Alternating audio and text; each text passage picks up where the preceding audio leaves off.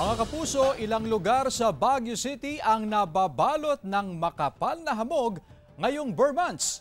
Makibalita tayo live kay Jasmine Gabriel Galvan ng GMA Regional TV 1 North Central Luzon. Jasmine?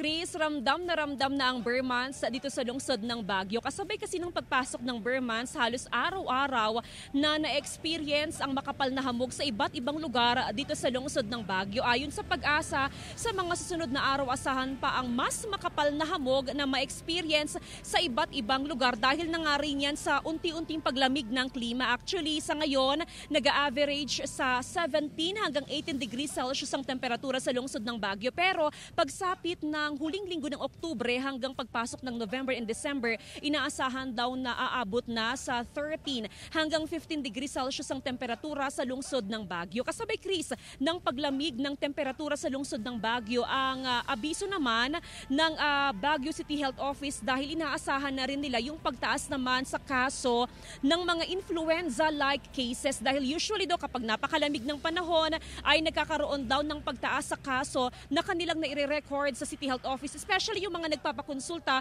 sa mga City Health Offices. Kaya naman ang kanilang panawagan, palakasin ang resistensya and at the same time, magsuot ng mas makapal na kasuotan. Ngayong araw, Chris, mas maganda na ang weather condition dito sa lungsod ng Baguio. Chris?